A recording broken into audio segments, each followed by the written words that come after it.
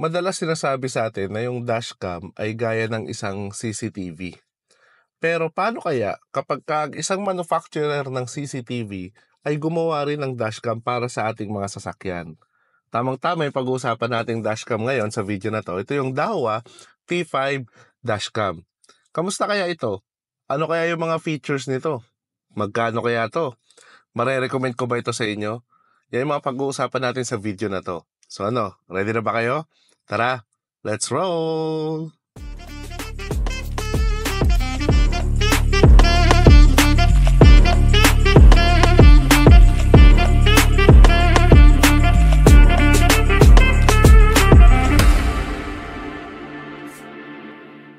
So before anything else guys, pag-usapan muna natin yung specs nitong Dahua T5 dashcam.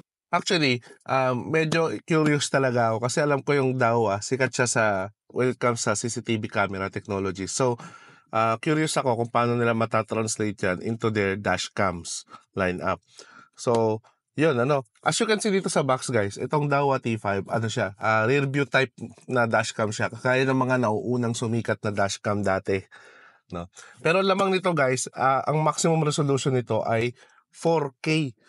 No, at ito ay dual camera, front and back. Yung rear niya, 1080p yung maximum resolution. Tapos meron itong 9.66 inches na touchscreen display. Meron itong voice control din for hands-free navigation or controls. Meron din itong night vision with f1.5 ang kanyang aperture. So, medyo tinataas niya yung expectations natin guys, when it comes sa mga night footages niya. Maximum support niya ay 128 gig na micro SD card. Meron din siya ritong time-lapse photography, G-sensor, parking surveillance, at WDR na parang HDR siya pero WDR yung ginamit nila. Meron din siyang GPS at saka app connectivity. So yun yung mga features niya guys. So i-unbox muna natin, and then install natin, then pakita ko sa inyo yung mga footages at kung ano yung mga thoughts ko sa kanya. A few moments later. Okay guys, so after couple of days, nagkaroon pala ako ng problem sa unboxing video, nag-corrupt yung mga files. So hindi ko siya mapapakita sa inyo yung actual unboxing. Pero sasabihin ko na lang sa inyo yung laman niya guys. Well, unang-una kasama sa box niya yung actual dashcam itself. Maganda yung quality ng dashcam. Kahit ganun yung price niya, hindi sobrang mahal, pero solid yung quality niya. At papakita ko naman sa inyo mamaya. Kasama rin dyan yung rear camera na kagaya ng mga typical na rear camera na nakikita natin sa mga ibang dashcam. Almost same lang talaga. Tapos yung mga cables niya, mahaba rin yung cables niya nakasama dun sa rear camera. Kaya madali lang siyang mai-wiring kahit, tingin ko kahit mga pick-up kayang-kaya pa rin siya. So ito sa Veloz, okay naman. Kasya naman siya. Sobra pa nga eh. Tapos kasama rin yung kanyang mga power cable. May kasama na rin siya na 12-volt socket. So yun lang naman yung mga kasama sa kanyang camera or sa kanyang box. So ipakita ko sa inyo kung paano ko siya na-install ngayon. Okay, so ayan yung pagkaka-install guys ng ating front camera. Mamaya ipakita ko sa inyo yung sa rear. Pero ito siya, yan yung camera niya. Hindi masyadong naka-protrude, which is good. Fully adjustable naman yan. So madali mo makukuha yung gusto mong angle.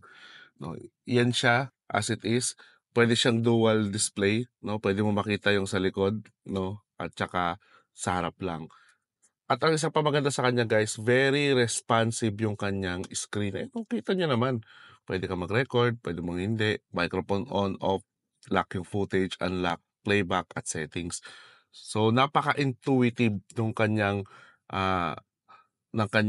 menu system. Madali siyang kalikutin guys. To be honest, madali siyang kalikutin. At kahit nga nagda-drive ka, pwede mo siyang mapindot-pindot, which is hindi ko naman ina-advise na gawin nyo. Pero ganun siya ka-responsive. At ang linaw ng screen niya guys 50% brightness pa lang yan on a sunny day. Kita nyo? So yan tinodo ko pa yung brightness niya. Yan. Pagka binaba mo, ganyan. So ganun siya ka-responsive yung screen niya guys. Which is na-appreciate ko given sa kanyang price range. Tapos andyan yung kanyang tatlong wiring. Yung kanyang input ng rear camera, ng kanyang power, at saka nung kanyang GPS. Ayun yung kanyang GPS module, guys. Pakita ko sa inyo. Yan. So, kasi may kasama siyang GPS. Ang ano ko lang sa kanya, micro USB yung kanyang power. Hindi pa siya Type-C. Pero anyway, yun lang naman. Yun lang naman yung napansin ko sa kanya. Pakita ko sa inyo ngayon yung rear camera. So, ito yung kanyang rear camera, guys. No, ito. Yan. Ewan ko lang kung kita. No? Pero sige, buksan natin yung rear door para makita ninyo. Ayan siya, guys. No, yan yung kanyang rear camera. Yung design talaga niya, guys, para talaga siya sa plate number. Pero napansin namin medyo mababa yung view niya, lalo na sa mga hatchback. Kaya nag-decide kami na dito na lang ilagay. Which is yan, pwede mo siya double-sided tape, pero ito, pwede mo rin siyang i-screw for better protection. Tapos madali naman itago yung mga wirings dyan papunta sa harapan. So yun, typical, kagaya siya ng typical reverse camera na rin, no? Yan, no? Pansin ko sa kanya, weather sealed siya. So pwede siya talaga sa labas ilagay. Pero yun nga, nag-decide na lang kami na ilagay siya sa loob kasi pangit siya yung viewing niya sa labas ng mga hatchback. So yun, nakita nyo na yung pagkaka-install niya, guys, no? Na-demo ko na rin sa inyo yung screen niya. Tingnan naman natin ngayon yung mga sample footage. Papakita ko sa inyo both front and rear, pati sa day and night na mga shots niya. In 3, 2, 1.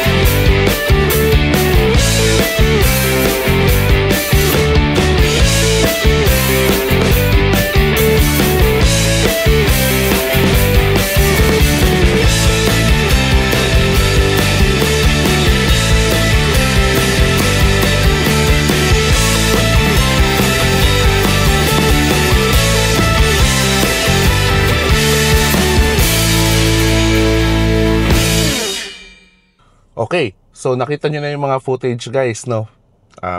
Pag-usapan din naman natin yung naging experience ko sa kanya after using it for couple of weeks.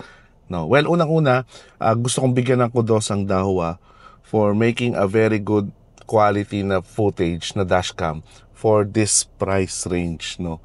So, kita nyo naman sa mga video kanina, although wala namang tint yung front windshield nitong sasakyan na to, pero kita nyo naman sa video, talagang nakita natin yung full potential ng dashcam na to sa morning at saka sa gabi. Yung front camera niya, para sa akin, enough or more than enough pa nga para sa mga quality na mabibigay niya sa'yo ng footage sa price na babayaran mo. No? Legit naman na 4K quality yung mga video footage na nakita natin, na shot niya. Kaya okay sa akin yung quality. Yung rear camera, well, masasabi natin na kasama talaga yun, no? Para talaga siyang na-free. Mostly nang binayad mo talaga napunta sa front camera. Kasi yung rear camera, kagaya ng mga iba pang mga dashcam, which is sakit na talaga ng mga dashcam, mapa high-end man or kaya medium-end, no? Na price, is talagang hindi sila super bright, lalo na kapag kagabi. Plus, kung may tint ka pa. So, kinda what I expected. So, hindi ako nag-expect ng sobra sa rear camera niya. Pero I love the fact na hindi lang siya rear camera, kundi reverse camera din. Kasi saktong-sakto yung kanyang form factor na nasa rear view mirror siya. So malaking tulong yun. No, may rear view mirror ka na, meron ka pang reverse camera, rear camera pa siya na nagre-record at the same time. So make sure nyo lang na maganda yung pagkakamount ninyo. Piliin nyo lang mabuti sa rear part ng sasakyan ninyo kung saan siya maganda i-mount. Kasi weatherproof naman yung rear camera. So huwag kayo matakot na mabasa siya, mainitan, no, maulanan. Kasi kayang-kaya naman yun i-withstand ng rear camera. Well, yun yung nakita ko. No? Siguro, wala namang perfect talaga na dash camera kasi gawa pa rin yan ng tao, no guys. So, ang siguro napansin ko lang sa kanya ng mga few quirks, no, yung kanyang micro SD support is up to 128 gig lang, no, 128 gig lang. So, madali yan mapupuno kapag ka 4K yung resolution mo. At ang napansin ko sa kanya, wala siyang auto reformat or hindi niya nire-replace yung mga old video files kapag ka napuno na yung micro SD card. So, medyo hassle siya guys kasi lalabas agad siya sa screen mo na kailangan mong i-format yung dashcam o yung micro SD card niya. Which is kinda hassle kapag ka nagda-drive ka. Kasi once na lumabas yun, napuno yung micro SD card niya, hindi na siya magre-record. So, kailangan mo tumigil saglit for safety purposes to format the micro SD. Pero madali lang naman siya i-format. Siguro mga 3 pindot lang, mapo-format mo na siya. Pero yun nga lang, time consuming siya in the long run. Tapos di ka naman makapaglagay ng malaking micro SD card kasi nga 128 gig lang yung sagad niya. So, yun lang naman, no, yung napansin ko sa kanya. Overall, natuwa ako sa kanya kasi screen niya responsive, very bright din. Wala, may GPS na siya nakasama and everything. No, for me, okay na okay siya para sa kanyang price. Yun nga lang, yun lang napansin ko talaga yung when it comes sa pag-format ng micro SD niya. Another thing din sa kanyang app guys, very seamless naman yung pag-connect sa kanya. Ang napansin ko lang, kailangan mo lang mag-connect manually sa Wi-Fi niya every time. Hindi kagaya ng ibang mga DDPi or mga 70mi, automatic na siya nagko-connect sa Wi-Fi or Bluetooth. Pero yun lang naman. Pero once na nagawa mo yun, no, magko-connect na siya, seamless naman talaga. And very, madali lang gamitin yung kanyang app. Hindi ka mahihirapan, madali magkalikot, magbago ng settings, mag-view ng mga footages or mag-download ng footages. So, almost the same lang din naman. Yung settings na gagamitin mo o gabaguhin mo sa dashcam, yun din ang makikita mo sa kanyang app. So, yun lang. Gusto ko lang i-point out din yung kanyang app. So, okay, let's talk about pricing. Kamusta ba yung presyo niya? Kasi kanina ko pa sinasabi, value for money. So, di-display ko sa screen yung kanyang updated pricing as of making this video. So, kung gusto nyong ma-avail siya, yan yung kanyang presyo.